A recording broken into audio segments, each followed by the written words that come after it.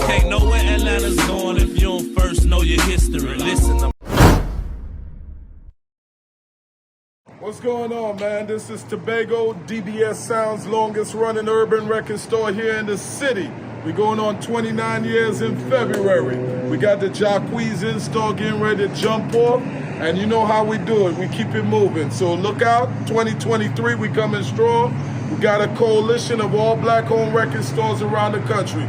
FAMS Coalition is what it is. Your boy's at the helm. So get at me. Peace. This is Magic Mall, the party spark of the J-Team, 8-time extraordinaire, the caterator. This is your boy Chuck C from them Throwback Boys, Stacks on Deck, Zone 3 representative. And this is Atlanta Rap History. you can't know where Atlanta's going if you don't first know your history. Listen,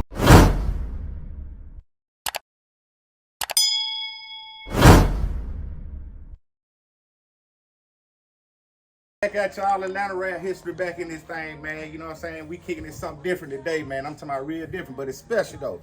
Cause we got something, man, that's not, you know, seen a whole lot these days. You know, right now it's like a walk down memory lane for me, you know, just being from a, you know, record shop myself with Edward J and everything. But, you know, today, man, we got a special guest, man, who's as you can see, you know, we get to take a look at the walls and kind of see, you know, what's really happening around here. But man, we got the sauce guard of the record store, man, right here, man. Tobago and this thing, man. What's happening with your folks? How are you, man? Everything, man. Hey, it's good to have you, man, here. You know, we're being here anyway, because like I said, we live right here on set, you know, at DBS Sounds. DBS Sounds, right. No doubt. And already, man, I'm talking about everything from movies to CDs to vinyl, man, shirts, all this stuff is here right here on the south side, Highway 85. No doubt. So most definitely, you know, we just want to, you know, give him his roses and his flowers and all this stuff, you know what I mean? Because he most definitely is an intricate part of Atlanta rap history, man. Because, you know, he brings a lot of tunes here live. So first of all, man, let's get into a little bit about you, man. You know, first of all, you know, tell the people, you know, where you from, Tobago. Well, I'm born and raised in Trinidad and Tobago, but I moved to New York when I was 9 years old and then came to Atlanta in my mid-20s. So I say I'm from the Rotten Apple, but that's what kind of raised me, you know what I mean? Okay. So I came to Georgia in December 27th of 1993. I remember the date. 93? Yeah, 93. Hey, that man was here before the freak did. No you know doubt. What I'm saying? No so he doubt. official. He stamped right here. Hey, I'll right. take it, baby. I'll take it. But already, that's what's up, man. Yeah. So, yeah, and like you say, just you know, the Southern hospitality, man, you know, we got here, man. We love you being here because you just bring a whole diverse of music, man. You know, with, you know, everything, man, just listening right now to some tunes, man, about your daughter, man. Yeah. That's my daughter, Nate Starr. She's on everything. So it's NAYSTAR. We listen to her music in the background. She's been here since I was 2 years old, you know, so she's been working the store, and right now she got about 8 jobs she's working right now. Okay. She's graduating with a master's in May, so I'm excited about that. Also recording and doing all those things, you know. That's what's happening, so man. I'm proud of her and gave me a beautiful granddaughter. One daughter, one granddaughter. All right, that's what's up, man. That's what's I'm up. excited about that, man. The grandchildren bring a whole new level of love to you, you know what I mean? For sure. So, yeah. All right, man. So, yeah, what kind of set you into this whole ramble, man, doing records, man, and doing, man, you know, hey, I'm what put you in the game with this, man? Well, I'm gonna kick it to you real, man. I have to give big shout out to my man Shabazz that used to work with American Airlines. I used to work the airlines in New York. I transferred down with American Airlines that bought out TWA. I started with TWA. Okay. And the 27th, like I said, of December when I got down here, I was working a flight with Shabazz, and Shabazz found a book called Think and Grow Rich. And I read the book, and it inspired me to see, you know, all kinds of people with disabilities and stuff that make you feel like I can't make it, but I just said how, you know, I was thinking what I like to do, and I always like to do music. You know, I always love music, not do music. I love to listen to music. That's right. When the new songs would drop, I'll be in Jamaica Avenue, Queens, picking up the new CD, and I had a truck, a Cherokee that used to boom with a lot of system in there. So you had one too. yeah, no doubt. Fish So tank. yeah, you Right, already know. mine. Yeah. So that's what got me into the music. I read the book and said, hey man, what can I do? And that was it. Okay. So I got my income tax check. So about 3,000 and change. Okay. I told me and my wife, I said, man, do you mind if I keep the check? I said how I want to buy a duplicator, and cassettes was out there, and start making some CDs, cassettes, excuse me. Okay. Started making some cassettes. And she said, yeah, go ahead and do it, you know. Okay. So I'm thankful to Bridget for that, That's you know. what's up. That's what's so got that, and then after I started buying masters from DJs in New York. I started with DJ Clue. I was buying buying masters from Doo-Wop, SNS, and people like that was popping in New York. All right. But I was down here, ain't making no money, because one thing with the South, they're going to stick with their own, especially back then. Yeah, right, you know, right. so by happenstance, MC Assault from DJ Jelly and MC Assault and Starvin' Marvin was coming through the booth where I was at, and they was gonna put a spot in there, and I said that how, you know, I'm in here already, so they said they will wholesale to me. Okay. And I went from not making anything to having my best week ever, and I never looked back. You know what I mean?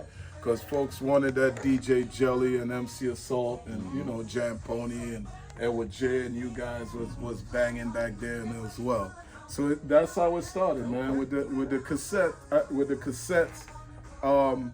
in the flea market in Clayton County, man. Okay. So Man, yeah. we going on next February 16th is when I opened up. We going on 29 years in business. 29 years in business, man. Still in Clayton County. Hey, still in Clayton, Yeah, man. yeah. So we Y'all had hear this? yeah. So we had 3 record stores. We had a cafe in Morrow. So we kept it popping and stayed on the south side. We stayed down, man. That's what's up. That's what's Yeah, up, man. Yeah, but like for me, man, like I was telling in Tobago, man, this like a trip down memory lane. You know, we didn't have many records, and we sure didn't have no CDs, because, you know, at our shop, it wasn't nothing but the tapes. You know what I'm saying? It was all about the tapes. But yeah, man, now the whole thing of you kind of putting a record store together, so you kind of saying that the whole idea and concept came from when you was in the flea market and wanted to expand it based on what you said, what was kind of going on in the South. And Jelly. And shout out to Jelly too, man. Yeah, Y'all man. check out the show we got with DJ Shit on Jelly, man, on YouTube. Same thing. But let me say something, right? We put a little linchpin right there. Jelly is my dog, man. Jelly, I always say, from all the people I met in this industry, man, Jelly is the realest cat in this game. Jelly never switch up on you. Right. And you Humble pick up dude, you pick up the phone, call him, you tell Jelly you need something, Jelly make it happen. So big shout out to DJ Jelly, right. MC Assault, and the whole camp. You know, Monte, Starvin' Marvin that was down with him. Whole man. camp. Baby D, man. Baby D, guy, that's man. my dude yeah, too. All them over Yeah, there, man. Good folk, man. Yeah, Yep. so Be and real, speaking man. on the expansion, man, it came about where they closed the flea market in 1995. I was down to about a few grand, and I invested in the Olympics. Okay. As a matter of fact, I was a few grand after the Olympics. Okay. So if y'all remember the Olympics, they told a lot of minority businesses that you could make a lot of money down here.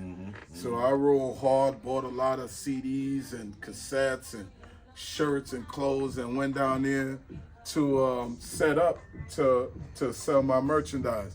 But when we went, they charged us about $3,000, but they kept us right on Auburn Avenue. It wasn't where all the action was, so we lost money. Gotcha. Okay. So I was down to about my last $4,000, and then I just opened a store in College Park. Okay. And then as the store grew, you know, we started having artists coming through. We had like Cain and Abel and from No Limit and you know, gospel acts coming through, and we just hit the pavement running from that first location. Right. So in 2000, we opened a bigger store. It was a clothing store that moved to the top of the hill, and we moved to a 2,400 100 square feet. We built a stage and we took off that, man. We took off. You'll see a lot of photos on the wall. We sat down in meetings with everybody from T.I. to Killer Mike to 2 Chainz and strategized with our coalition of Store Secure Coalition. We formed a coalition of stores, and then we started strategizing to how to maximize sales and visibility for damn near every artist that came out the South. Oh, wow. Yeah. Yep. So at the time when you started, when you kind of started this, how much at that time did cassette tapes, matter versus CDs at that time coming into the game? What was your biggest profit? Well, it started with cassettes. Now cassettes is what was really running the place, man.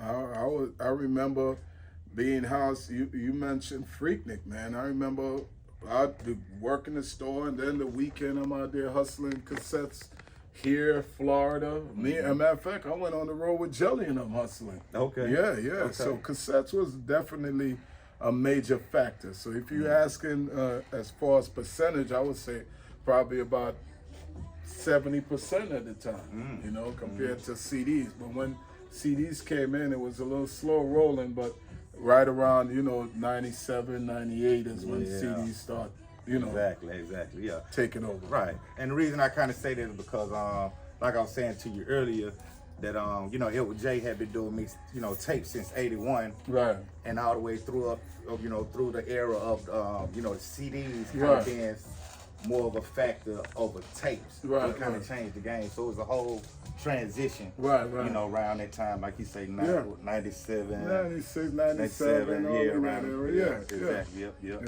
Well, yeah. So the Freaknik, man, I know. Gang of money, man. Yeah. I wish I had some of that money I squandered instead of what I kept. You know what I mean? But Freaknik was popping, man. Atlanta was on fire, and everybody was in the mix. So shout out to the people who was in here heavy, and this is where we want to get back to with record stores, man. I mean, I'm talking not just for me. I also oversee a coalition of 28 black-owned stores around the country. Okay. Shout out to FAMS Coalition.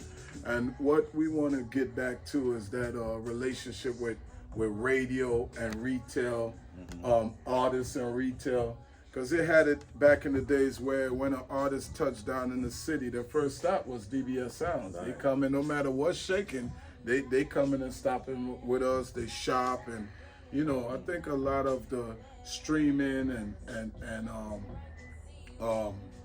monetizing, like it just feels like the record stores are the forgotten one, and it was a message that came out, especially right after the market crash in 2008, that people wasn't buying records, and I gotta, to this day, that's something that sticks in my craw that I have a problem with, because it's just like a diabolical plan, because the record companies, they got rid of the marketing managers, they got rid of the college reps, they shut down all the offices out here, you know what I mean? Right. And then they got rid of the whole staff and bring in 1 or 2 people to just work the streaming avenue, downloads rather, at that time, you know what I mean? Right. And then it was a message that came from, I don't know where it came from, I'm assuming, them, that nobody's buying records. So I guess they're losing money, nobody's buying records. And you might say they took a little loss, but guess what? We're urban. Is the only one that message reverberated through our community. Right. You understand we that? like tangible things anyway. We like stuff. Right. But I just want you to understand that. I'm most definitely. We're the only genre of music where that happened to. And then you were seeing it on the radio. Nobody's buying records. Nobody's buying CDs. Then you heard all the disc jockeys and all the radio personalities. Everybody, nobody's buying records. And then after Prince, God rest his soul, Prince putting stuff online. He was the one that started with all that. And then we as record stores having to compete. I'm giving y'all the tea what drove the record stores out of business. So we competing with the Best Buy, Target, Walmarts of the world, right? Right. So they selling a product for $9.99 retail, but when we go to buy it, we got to buy it about $11.50 wholesale. Right. So now you don't have to be a math major to understand. We got to sell it $14.99 to make a profit. It's going to be driving people to pick up that product at $9.99 at these chain stores. Right. So you got rid of the marketing reps with the marketing dollars, because you used to get marketing dollars, you know, as far as Lightbox, end caps, you know what I mean? In stores, all that went away. So a lot of these record stores couldn't compete. You know what I mean? Right. So before you ask the reason, the only reason we competed, first I had multiple locations, and I got to give a big shout out to my brother Darnell, aka Mooch. He came down from New York, and Mooch came down and helped me with DBS Sounds 2 in Forest Park, and I didn't have to worry about anything. And to this day, you know, Darnell, Mooch, he still rocks with me. It won't be no DBS if it wasn't for Mooch at the helm as well. Okay, well, shout out to Mooch, man. Yeah. He keep the day-to-day operation going, and I don't have to worry about anything. I could go on vacation and come back and know the money right, the store right, and everything is flowing. So I want to give him his props as well as being a good brother. That's right. So we putting in some work for 2023. I'm putting it on camera. We gonna give Mooch a much needed. Is he in here? He here. Okay. Mooch, what's up, man? Yeah, man. We gonna make sure and take care of Mooch, man. You know what I mean? Right. So, but yeah, man. So that was the thing that drove the stores out of business, man. We didn't get the support. So how we survived, like I was saying, I got my real estate license in 2013, and you know, I'm a hustler. I mean, I'm a legit hustler. That's right. So where some record stores may not want to leave the confines of their stores, where the money at, I'm going. So like I mentioned to you, it's Freaknik when it was cassettes, whether it's bringing artists to my church, Marvin Sapp, James Bignon, you name them, I'm bringing them to a church. You know what I mean? I'm going to hustle at jazz events. I'm hustling in the clubs. It doesn't matter. And we see that. It's all on the wall. It's Yeah. all on the wall. The wall tells the story. You know what I mean? If these walls can talk, and they talking. Yeah. But I'm telling you this right here, though. Now, being that DJs a lot of times pick samples and loops from vinyl records. Also just your crate diggers.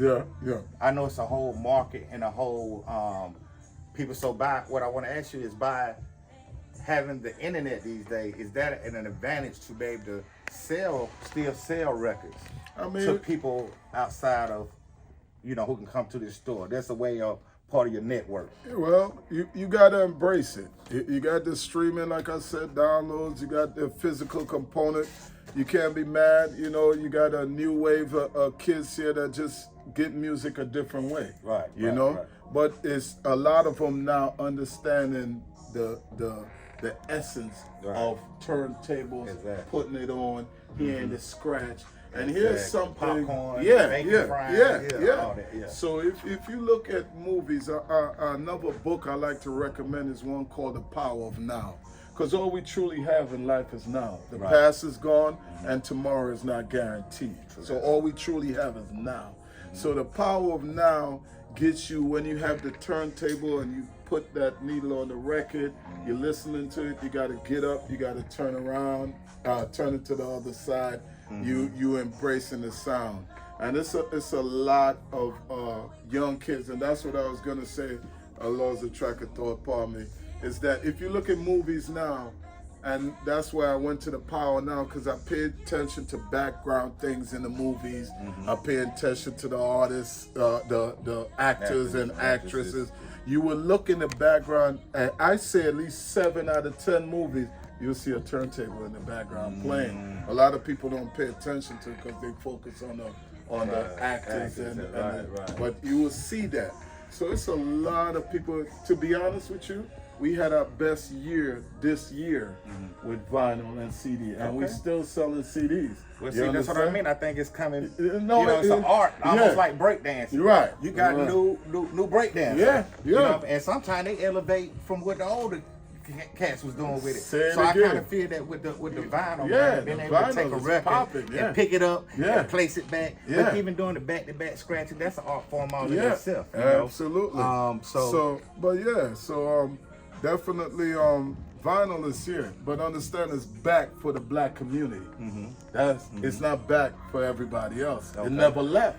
Is the point I'm trying to make. Right. It never left. Well, something I did notice, it's a couple of new records over here, like the WAP.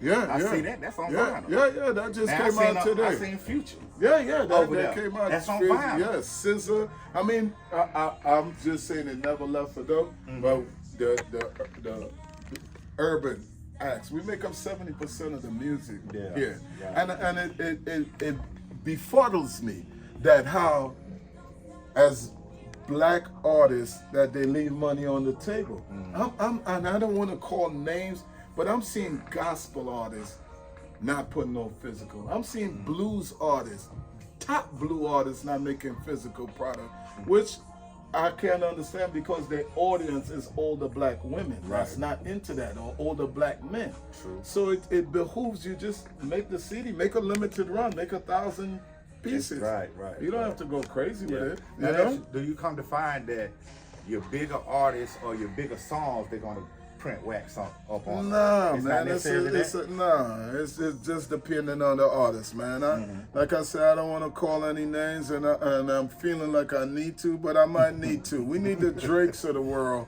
to, he has some CDs, some vinyl, but we need the big artists, man. We need them to come out here and put physical. Here's what it do. Number one, it you have a legacy that where people could have something on your wall 20 years from now. I just went to my partner's Casper. He got his recording studio. Casper the Don, man. Shout out to him. And Casper have the artwork of the vinyl on the wall. I went in there and I'm looking at some of these old titles that I haven't saw in a while, and I was impressed to see. But 20 years from now, who's gonna have your vinyl up on the wall or have something tangible in your hand to read? True. You understand what I'm saying? I tell you, man, this walk down memory lane, like I was just looking through the store at some of the vinyl that you do have. Yeah. And I seen the Ice-T, and man, I never forget when I bought that first Power Ice-T Right. and that record cover. It just sold a record by itself. I didn't care what nobody had to say on it. Right. I just know that was a bad record cover. And we kind of sometimes bought records based on that. That's what On the the pen and cover pencil, art. artwork come Yes, in. And I got news to you. We had Notorious Big Ready to Die, and we had it on the some regular generic cover they made. Okay. And we had, my brother tell you, we had that Notorious Big just sitting there. They came back now and they came with the original cover with the baby on the cover, and we can't keep it in the store. You understand? So it goes to your point that people buy stuff a lot of times for the artwork. For the artwork. Right. I got a gentleman here that comes and he buys a whole lot of records, and he said, I don't even own a turntable. I just like it for the cover art. He said, I'll buy a turntable one day, but I just love the cover art, and I haven't even unwrapped. Right. So I want to make a point before we get too far off. There is a lot of artists that's making vinyl now, like SZA and Ari Lennox and Lucky Day, and Beyonce just did one for Renaissance that we did well. The coalition of stores that I'm part of, FAMS Coalition, we did we got Beyonce a week early from everybody on the globe. Wow. And they shout out to Sony for making that happen, and we sold a gang of Beyonce vinyl. We're doing a promotion now starting in I want to say it comes out next weekend with Al Green, where it's a limited run of Al Green Gold LP. Watch out. And it's just for our record store. Wow. You understand what I mean? Right. So, we limited edition? Limited edition gold records just for FAMS Coalition. Wow. You understand what I'm saying? So definitely it's a whole lot of artists still putting out records. Babyface just put something new out. Shout out to Fife. Fife got one, just came out. You know, it's a lot. I could be here naming all day, but the answer to your question, yes, it's a lot of artists putting out records on vinyl and people is buying them. So here's what I just saw from Billboard. This year is the best year ever. I didn't say last 15 years ever for vinyl. Wow. So that shows They're saying something. Yeah, that's once we get involved. Once we get involved, y'all DJ get back on these, man. For real, the real DJ. Now what I'm talking about, I ain't talking to the digital DJs. I'm talking about the one that get on these Technique 1200, put those records on, and make them talk to each other. Yeah, you know what I'm saying. So definitely, So that's an art form, like I said, like breakdance or any other thing. So, but it just shows you once we get involved, records start being broken. That's my point. Right, you know, right. Yeah, that's one black thing. folks is buying records. We can make and buy our own records. Yeah, we can do that. Yeah. You know. So that's the cause. I feel like a lot of independents, you know, doing so well, whether they got with a major or whatever, but a lot of it, like down to Too Short, starting out selling them out as trunk, as car, you know. And like I was saying, just kind of working with J-Man, doing mixtapes and having, you know, 3-4 stores at one time selling number tapes out of them, you know, and it was nothing but we was almost like a various artists kind of mixtape where we just take different records and mix them and do stuff with them. But even to this day, man, I hear some of the stuff that's new records that we kind of did, which was the slow song with the fast mix. Right. You got your Ushers and City Girls doing songs like that, and you know, so it's just funny, man, how you know, stuff we come up with, it goes around, comes around. History repeats itself. Yeah. Right. And I got news to you. It's cassettes out too now. Cassettes is popping. Your boy Killer Mike put out a hot cassettes with Run the Jewels. And he got an album coming out, I want to say in May or June, and got cassettes. It's a lot of artists now putting out cassettes, man. So you're going to be seeing cassettes again, but you got to think about it. They have the you know, the vintage cars, the old school cars that still want to bump the new stuff, you know what I mean? Yeah, so so cassettes, look out. Cassettes popping. Look, you gotta put that tape on when they break, and take that pencil and spin it out there, put it back together, spin it back in. Hey, y'all can get your pencil back out. Yeah. School is back in session. No doubt. He said cassettes. Now that's something I thought would never come. No, tapes will. They'll lose quality over time. And cassettes is popping right but now. You know, a lot of collectors probably just want to keep the cassettes and never even play. Facts. You know, just to have a cassette tape. Yeah. Same as vinyls. You know, like I say, the artwork on the covers, man. That's a portrait. Yeah. Almost to have a vinyl with the artist's whole thought of what they cover or the explanation of their record or who they were personally, to put that on a cover. And then the next thing you got to look at it too, man, is bringing revenue to the community. Right. You know what I mean? A lot of businesses is in our community and ravish our community daily and don't put anything back into the community. But a lot of these black-owned record stores, like myself, establish scholarships, have feed the hungry, you know, do events at schools, you know. It's a whole outreach when you support the independent. And shout out to Castle Don again on that. You know what I mean? Yeah. With them kids. I mean, in this world, man.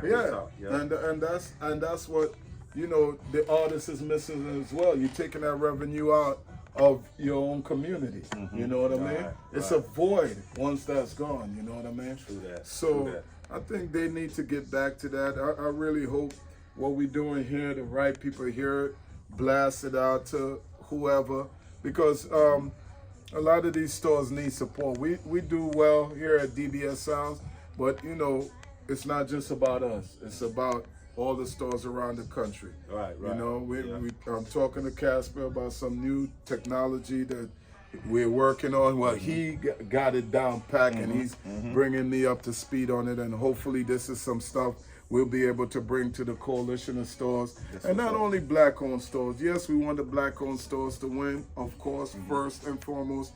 but we want record stores to win. Right, period. right. You know, because understand, if we keep it to just black-owned record stores, you're limited what the artist is gonna sell. So where we may collectively sell 1,000, 2,000, but we need to get back to that 100,000, and then that may inspire the artists now to make the new technology work for them, and also support the physical product. Right. Because I'm at conferences, man, where literally I'm in the past. Just a few years ago, 3-4 years ago, where I'm the lone black person in the room. Okay. You understand? Right. And then after I will ask a question, why are we not seeing these artists making more physical? And then the white stores are clapping as well, because they sell black music. You understand what I mean? Sharpen iron. Yeah. So maybe it comes to a point with what you doing. Yeah. They have to catch up Yeah. with what's going on. Yeah. And it makes the whole thing big. You know Right. what I'm saying? Right. But you know, just as a collective, man, we're gonna take a spin through the store, man, Okay. at some point. But I just want the people to kind of see, man, a lot of people who you done, rub elbows with, man. So And that's only about 5% now. and I believe that, and I believe that. Just because we are. That's no cap now. Right. About Real talk. 5%, bro. Man, this little Wayne when he was probably 13 years old. And, you know what I'm talking about, man? It's just crazy, That's man. me and Killer Mike on the first album, man, right there on top of Lil Wayne. Okay, that's Killer me, Mike me here. and Killer Mike. Yeah. And Killer Mike did a big install for us. That's and then people we like he went- was 17, 18. That's the key right here. Yeah. I'm talking about, man, 2 Chainz, everybody from who we got, CeeLo, the Pastor Troy, to, man, Sierra, Monica, man, it's crazy, man. Mobb Deep, man, and Luther Van Dam Draw. God rest his soul. God rest his soul, man. Yeah. Now that just show you how far back, they go we doing this thing, man, and how deep he is in the game and everything. So we most definitely appreciate him, man, if nothing else, man. But